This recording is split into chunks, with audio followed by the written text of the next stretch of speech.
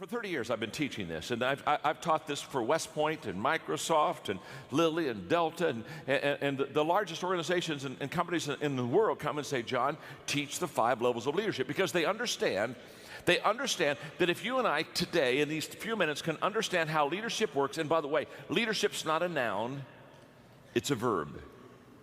It's action, it's moving. And if we can understand how to go from level 1 to level 2 to level 3 to level 4 to up to level 5 in our leadership, we expand our leadership, we expand our influence, and we expand our effectiveness. So I'm ready to go. I know you're ready to go. Okay, here we go. Level 1, we're going to start at the very bottom level. This is where you start. This is where we all start. The bottom level is the position level. At level number 1, this is where we all start. We all start with a title. We all start with a job description. We all start with a position. Okay? And the key word at level number 1, the key word is rights, R-I-G-H-T-S, rights. In other words, people at level number 1 follow you because they have to. In other words, you're the boss, or you have a title, or you're the supervisor, and anybody that's under that person, they just basically follow that person. Now, this is the beginning of all of our leadership journey. We get a leadership position. In fact, people will come to me all the time. They'll say, John, I just became a leader last week. And when they tell me they became a leader last week, I know what they meant. They really didn't become a leader last week. What they really did is they got a leadership position last week. And by the way, the position doesn't make you a leader. I know a lot of people who have a position of leadership, but they're not a good leader. You know that too. You probably worked with them before. So the position doesn't make you a leader, but if you're a good leader, you can really make the position. But it's where we all begin. Now, the upside of level 1 is simple. It's a place where you and I get to shape and define our leadership. We get a leadership job, we become a supervisor, and now we begin to work on ourselves as a leader, and we begin to define who we are. That's kind of the upside. Now, let me give you the downside of level number 1. The downside of level number 1 is the people who follow you will give you the least amount of their energy and effort.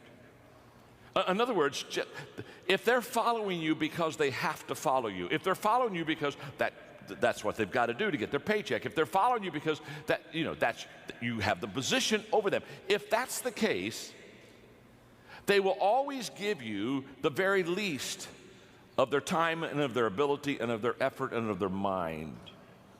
People don't like to have to follow people because they have to follow people.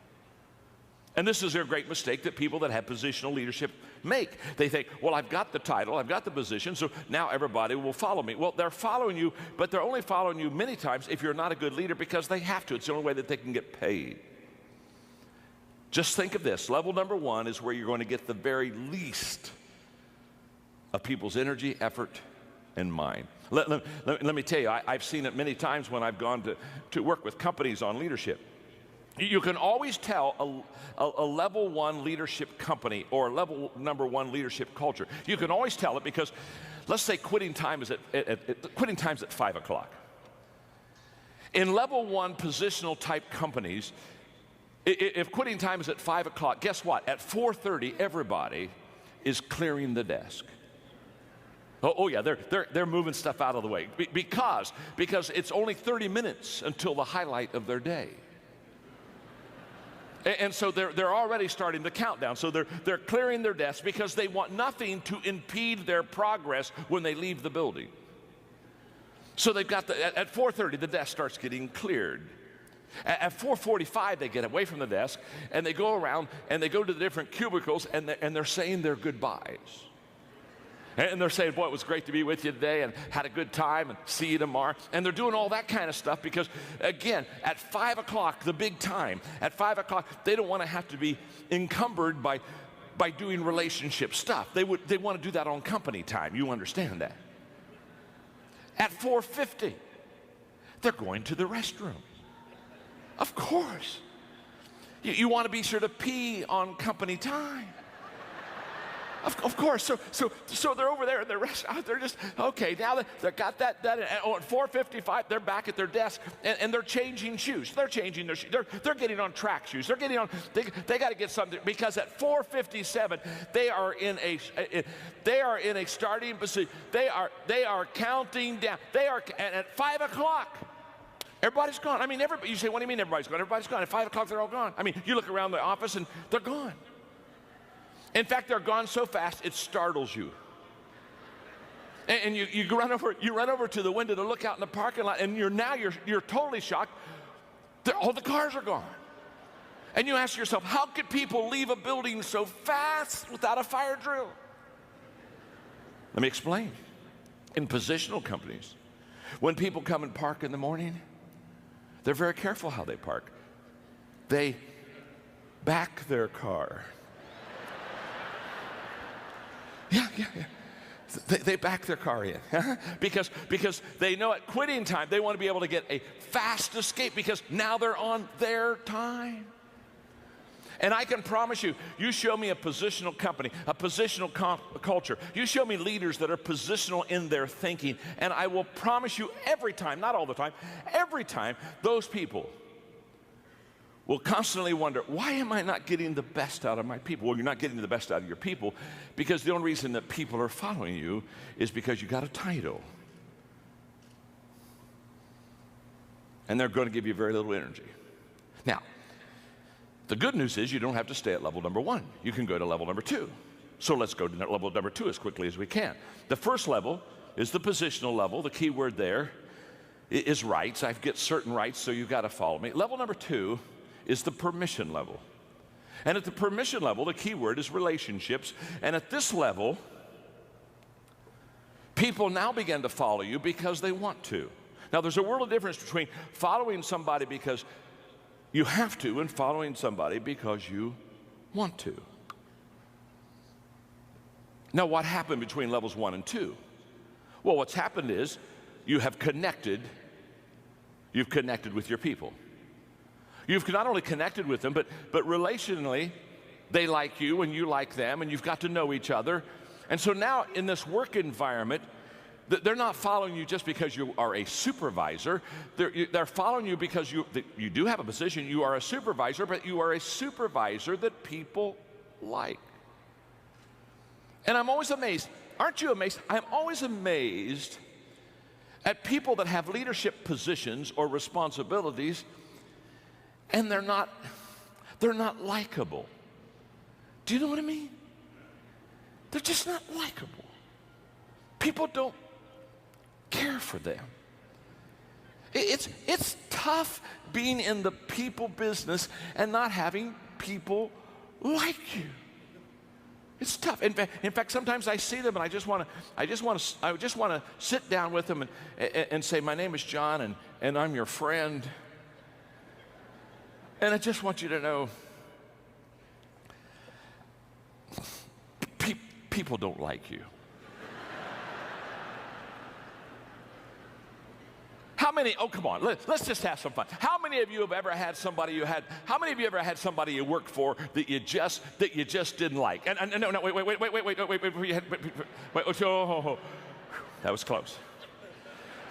Let me qualify this for you. Not in your present job situation. You understand? No. I know that is not happening where you are now. You are happy. But how many of you in another job at another time on another planet? Come on. All right, come on. How many of you ever had somebody you had to follow and they just weren't like, let's see the hands. Come on, let's get those hands. Yeah, absolutely. All right, there you are. All right, let me ask the real question. How many of you are seated beside that person right now?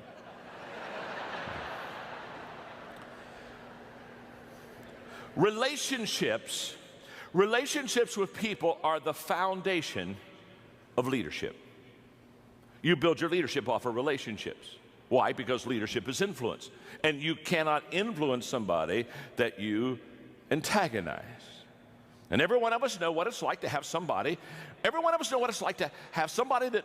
we, that's hard to like. Well, let me ask it this way. How many of you have ever been in a grocery store and you looked over about 3 aisles and you saw somebody you didn't want to see? And how many of you ever done? And the good news is, the bad news is you saw somebody you didn't want to see. The good news is they didn't see you. How many of you ever done this number? Huh? Hid from somebody. Now, in this, on level number 2, what happens is you begin to develop relationship skills. And let me describe the leader on level 2. The leader on level 2, they have 3 things that they do extremely well to be a relational leader. One is they listen well. In fact, they take all of their leadership cues from walking slowly through the crowd and listening. They listen well. Secondly, they observe. They're conscious about where their people are and what their people are doing, and they're constantly observing them. And thirdly, they're learning. They're learning. And then in the process of listening, observing, and learning, they have an attitude of servanthood. They know how to serve. And they not only know how to serve, but they do serve. And they not only do serve, but they love to serve. One of the things that I love about Chick-fil-A, I live in Florida now, and so when I went down there, I began to talk to Chick-fil-A people. Said, come on, you got to get a whole bunch of Chick-fil-A's down in my area because I lived in Atlanta and I need my Chick-fil-A fix, and they're starting to come down, and it's wonderful. But can I tell you what I love about Chick-fil-A? They have a servant culture. Level number 2, they got that wired. They've got this relationship stuff wired. It's my pleasure. How can I serve you? It's a mindset. It's a culture. And if you're going to grow as a leader, you have to grow beyond your position, beyond your title. Yes, you have a position. That's level 1. But the second level is relationships and the ability to get along with people. That's level 2. Let's go to level number 3. There's another level higher. The third level is the production level.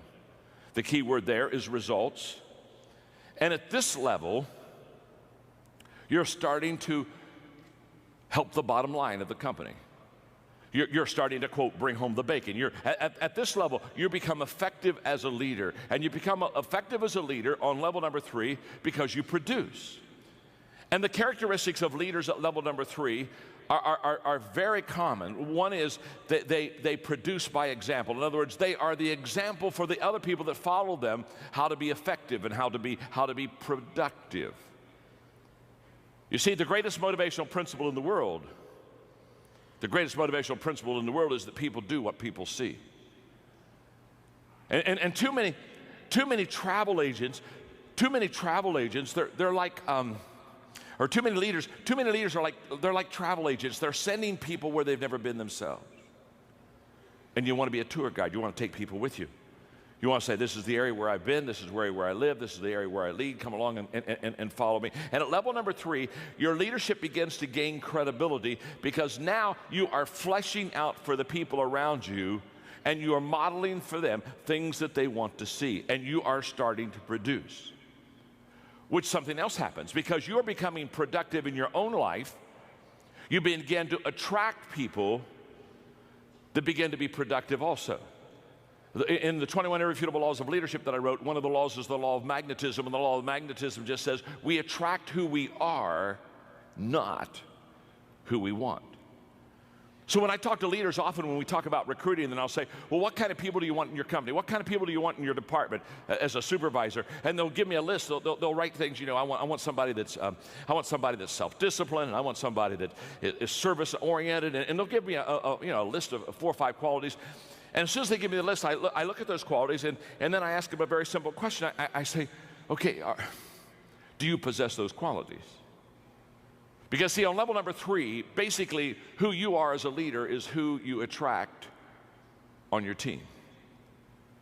And at level number 2, or level number 3, what is wonderful is that at level number 3, when you start to produce, when you start to really develop, when you really start to grow things, you begin to get momentum. And momentum is a leader's best friend because momentum is the great exaggerator. And once you have momentum, all of a sudden things begin to look in such a better way, and it becomes easier to grow, and it becomes easier to lead. It's a wonderful thing. In fact, level number 3 is where a lot of the problem solving is taken care of. You see, managers, they try to solve problems where leaders try to create momentum, because leaders know that if they create momentum, they'll solve 80% of their problems with momentum. You see, momentum is a problem solver.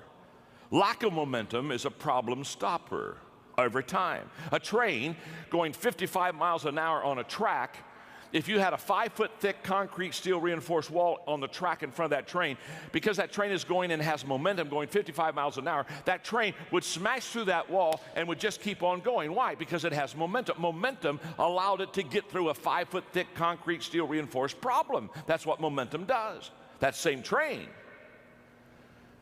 not moving at all, stopped dead on the track. No momentum. If you put a 1-inch block in front of the driving wheels of that train, just a 1-inch block, that train can't even get started. Now, isn't it interesting? Same train that smashed through a 5-foot thick concrete steel reinforced wall because it had momentum, that same train without momentum can't even get going with a 1-inch block, can't even get going. It has no momentum. In fact, that's why I tell people many times that when they look at the problems they have in their organization, your problem is not your problem. The problem is they think the problem is the problem, and so therefore they concentrate on a problem that's not a problem, and now that the problem it isn't a problem has become a problem, not because it was a problem, but the problem was they didn't know it wasn't a problem, and so now they're concentrating on a problem that wasn't a problem, and now they've got a problem not because they had a problem, but the problem has become a problem because they didn't know that it wasn't a problem, and so they got a problem. And momentum and level 3 leadership will take care of 80% of all the problems in an organization. It happens for sports, it happens for business, it happens in government. Momentum is a leader's best friend. It happens at level number 3. You got to get to level number 3 to get that mo going. Okay, let's go to level number 4. Let me ask you a question before we go to level number 4. Are you learning something? Are you learning something? Okay, look at your neighbor and say, I'm learning something. Go ahead and tell them that. Go ahead and tell them that. I'm learning something. Look back at your neighbor and say, not enough yet. You still got 2 levels to go. You're not there yet. You're not there yet. Level number 4 is the people development level. This is what I live for. This is what I strive for. This is what excites me. Something magical happens when you begin to understand the most appreciable asset you have in any organization is the people of that organization. And you begin to commit yourself to developing the people within that organization, because how do you grow a company? You grow a company by growing people. And when you grow them, they increase their capacity. When they increase their capacity, they begin to increase the capacity of what you can do and what you can accomplish. Let me just share with you quickly 3 thoughts on developing people, just very quickly. Number 1 is the key to developing leaders, and the key to developing good people is in recruitment. The better person you bring in the door, the higher odds that you can do well with them. I remember having lunch one time with Lou Holtz, and Lou Holtz said, John, I've had bad players on my football team, and I've had good players on my football team. And he said, just to be honest with you, I'm a better coach with good players. Of course he is. Of course he is. Let me say something. 80% of your success of equipping people to be successful is in the front door on who you bring in. I wish I had time to develop that for you, because what happens is, unless you and I have a clear picture of what we're looking for, we don't know when we see it. Happens all the time. People come to me and say, John, I'm looking for some leaders for my company. What do you suggest? The first question I ask is, what does a leader look like? Give me the characteristics, give me the qualities. Please paint a picture for me. What does that leader look like? Because you've got to have that clear picture so that when you see that person, you know that they're one that you want. Recruitment is key. Number 2 is positioning. The ability not only to bring the right person in the front door, but also to put him in the right places. Collins would say, get him on the bus, get him on the right seat. And position is huge. And what I've discovered is that successful people have always positioned themselves well. When you see a successful person, they're successful because what they have done is they've found their strength zone and they've found their niche, and they stay right in that sweet spot, and they just work that sweet spot. You've never heard anybody be in an interview that was successful that you came up and you interviewed them and they said, well, the secret of my success is that I've never discovered what I was good at. Or the secret of my success is I've always worked on, I've just worked in my weakness. No, they're always in their strength. They've already discovered what they're good at. Now, successful people have discovered what they're good at. Successful leaders Discover what other people are good at. Successful people position themselves well. Successful leader position the other people well. And at level number 4, that's exactly what happened. The leader is always looking at the people, observing, watching. Just like last week, I went back to my first school. I graduated from Ohio Christian University in a little town in Circleville, Ohio, and it's a little school, and I go back every year, and I give them a day to speak, and they get all the proceeds and keep the money.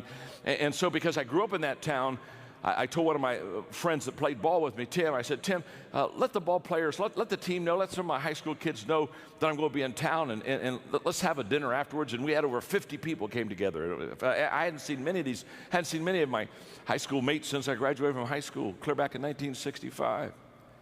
And we had a wonderful time. We laughed and talked and told stories for 2 hours. And Coach Neff, our basketball coach, he came back. Hadn't seen him for years.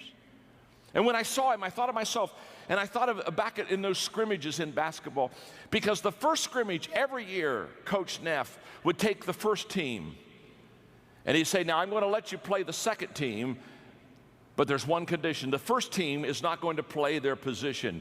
And he'd take Doug Roth, who was 6'8", and put him out at point guard. I remember he stuck me one year under center, and he put all the first team players out of position on offense. But he let the second team play in their position. And the second team always beat us in the scrimmage. Why'd they always beat us? Because, and then he would stop and he'd say, let me just explain something to you. No matter how talented you are, if you're out of position, you'll never reach your potential. What was Coach Neff teaching us? He was coaching us, and he was teaching us that it's key to get positionally correct. And it's also, as a leader, key to get your people in the right position. And at level number 4, that's what happens. At level number 4, you recruit well, you position well, and then you equip well. Now you take them and say, okay, I understand what their strength zone is. I understand what their giftedness is. Now I'm going to equip them. I'm going to come alongside of them, and I'm going to develop them, and I'm going to train them. And I use a very simple, for many, many years, a simple 5-step equipping process. It really works. Step 1, I do it. It's that simple. You can't teach somebody what you can't do yourself. We may teach what we know, but we reproduce what we are. So if you're going to reproduce yourself, you got to be it yourself. So the first step is I do it. Step 2 is I do it and you're with me. I take you with me. Now we're going to spend time together. I'm going to be your mentor. I'm going to be your coach. You're going to watch me. You're going to observe me. You're going to see me in different situations. We're going to make sure that it works. We're going to make sure you're going to be able to ask me questions. Step 3 is now we turn it, and I hand the ball off to you. Now on step 3, you do it. You do it, and I'm with you. Now I'm watching you, and I'm tweaking you, and I'm helping you to get better, and I'm just really fine-tuning you. Step 4 is you do it. You just do it. You don't need me anymore. You know how to do it, and you do it, and you do it well. And many times people think that equipping stops at step 4, but it doesn't. There's one more step that's absolutely essential. Step 5 is you do it, and somebody's with you. You've never really trained and equipped somebody until they can multiply themselves. That's where all compounding is. That's where all compounding of time, money, influence, the whole process. Compounding begins when you can train somebody who has trained somebody. I know that well because 14 years ago I started a nonprofit organization called Equip that is now the largest leadership organization in the world, and we've trained and equipped over 3 million people in 154 countries. And the key to that is we don't train anybody unless they make a commitment to train somebody else. It has to continue to go on. That's level number 4. It's a beautiful level to be on. It's the level where you develop people. Now there's one more level. That's level number 5. The pinnacle level. The pinnacle level, the key word there is respect. You've done it so well with so many for so long that people just absolutely follow you. They follow you because of who you are, the qualities you have in your life. They follow you because of what you have done. And there's a great amount of respect. And it takes a long time to get to level number 5. Most of us aren't there. All of us would probably like to be there, but it's a lifelong journey. And what I want you to understand about the 5 levels is that's exactly what leadership is. Leadership is an always ongoing, always learning, growing process. Okay, let me ask you a question. You've got the 5 levels there, and you can see them, and you can see how each one kind of leads into the next one. And probably the question you've asked yourself now by this time, because you're a sharp crowd, you've asked yourself, wonder what level I'm on. Am I on level 1, or am I on level 3? Am I on level 4? You've already done that. I know you have. That's what I would be doing if I'd be sitting there. I'd be saying, okay, where are you, Maxwell? And if you ask that question and you kind of go deep in that question, you're going to get a little frustrated, because you know what you're going to discover? You're going to discover that you're not on the same level with everybody. That with somebody, you're maybe on level 2. With somebody else, you may be on level 4. Isn't that true? If somebody new came in the company, you're on level 1 with them. And what you're going to discover is that you're on different levels with different people. Now, I wish I had an hour to teach this whole process, but here's what I want you to understand. Here's your assignment, very simple. Take the people that you lead, put their names down, and ask yourself a simple question. What level am I on with that person? Do your best to kind of put a number there, and I know it can kind of bleed together, so it's not quite an exact science, but do your best shot, because after you know what level you're on with each one of your people, then you're going to know specifically how to lead them. Now, here's the key. Whenever you try to cast vision with people in your organization, in your department, they don't see you based upon who you are as a person or as a leader. They see you through the 5 levels grid. And a person on level 1, when you talk about a vision, a person on level 1 sees you entirely different than a person on level number 4. The commitment level is much higher the higher you go with your people. So therefore, when you cast a vision, or when you lay it out for your people and say, this is where we want to go, just understand, it may be the same company, it may be in the same building, it may be the same time, it may be the same speech, but the reactions are going to be different. And the reactions are going to be different because they're on different levels with you. So take the notes, study them, apply them to your life, begin to be a student of the 5 levels of leadership. And I wish you well. Because leadership is influence. Always has been, always will be. And within you, you have the power to increase that influence. God bless. Thank you very much. Have a great day.